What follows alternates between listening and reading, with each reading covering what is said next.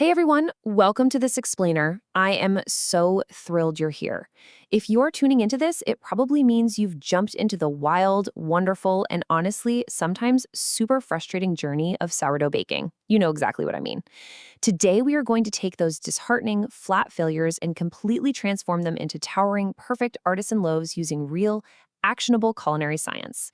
We're going to take all the guesswork right out of your kitchen. Sound good? Let's get into it. So here's our roadmap for today. We'll start with the anatomy of a flat loaf, then the heart of the sourdough. Third, the essential baking timeline. Fourth, a rapid-fire sourdough troubleshooting guide. And finally, perfecting the artisan bake. All right, Section 1, Anatomy of a Flat Loaf.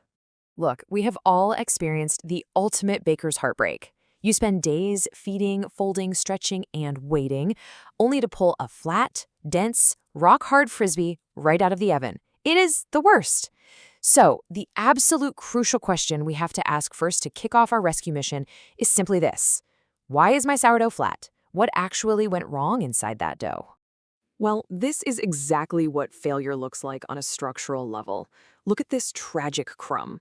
You can instantly see it's super dense, it's missing those beautiful, airy open pockets we all want, and it just looks incredibly gummy. This right here is the visual definition of a complete lack of oven spring. When you cut into a loaf and see this, your dough is basically screaming a story at you about what happened during fermentation. And you know what? That story usually boils down to three main structural culprits. First up is underproofing. This just means insufficient fermentation. The yeast didn't have nearly enough time to produce and trap the CO2 gas needed to actually physically push the loaf upward during the bake. Number two is the exact opposite, overproofing. Here, the over-fermented gluten networks become totally exhausted. They structurally weaken and just collapse into flat discs under the direct heat of the oven. And the third, a weak starter. A sluggish starter that lacks robust yeast activity just cannot generate that explosive rise you need for a tall artisan loaf. It's a foundational issue. Which brings us to Section 2, Heart of the Sourdough. If your starter's weak, your bread will be flat. Simple as that.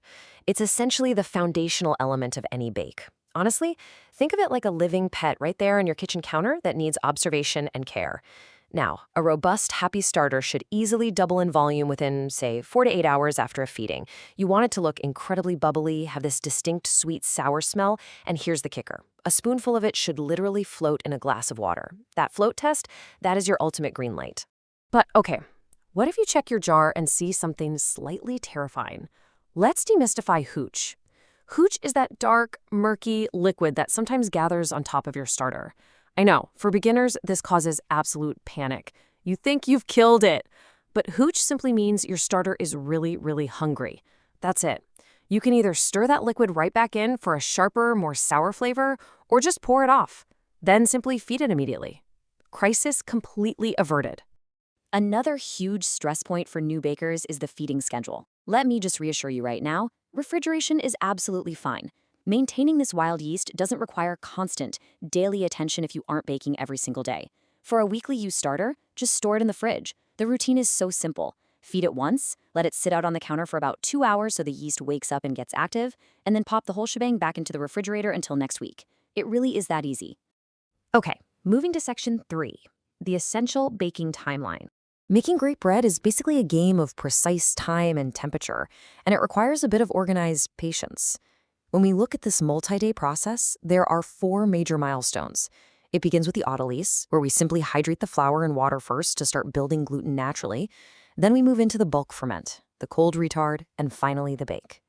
Let's actually zoom in on those last 3 crucial steps, because honestly, that's where most of the mistakes happen.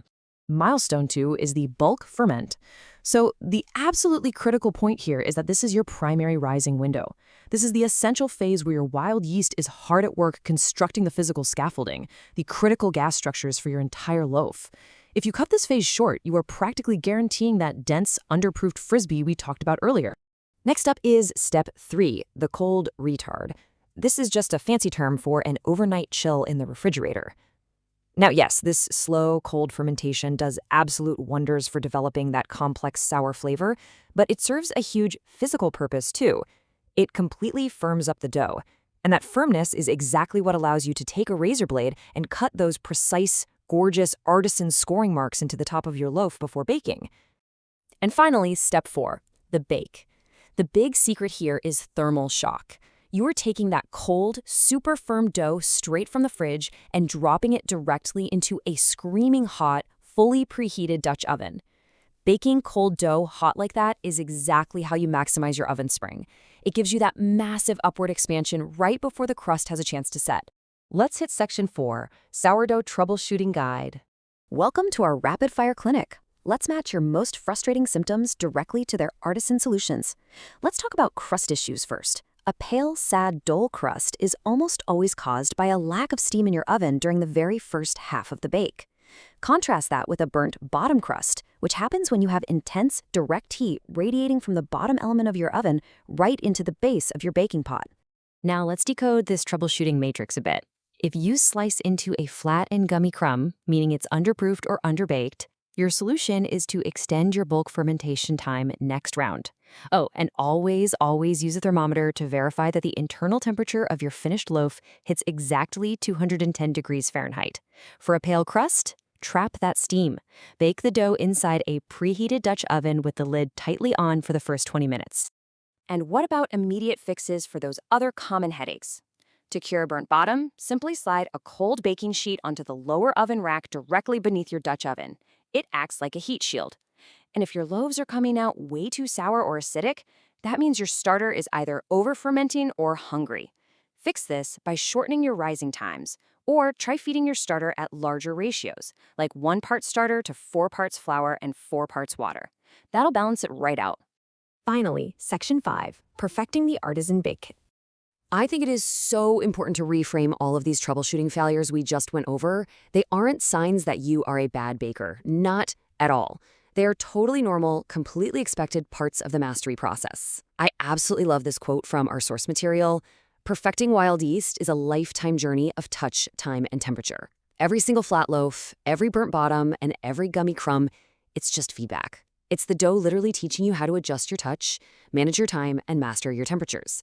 Every loaf is a learning opportunity. Which leaves us with this final exciting question to think about. What will you adjust on your very next bake? Because now you have this amazing diagnostic toolkit. Whether it's managing your starter's hooch, pushing your bulk ferment a little longer, or just throwing a baking sheet under your Dutch oven, you have the power to fix it. So get back into that kitchen, trust the science, and happy baking. Thank you so much for joining me on this explainer.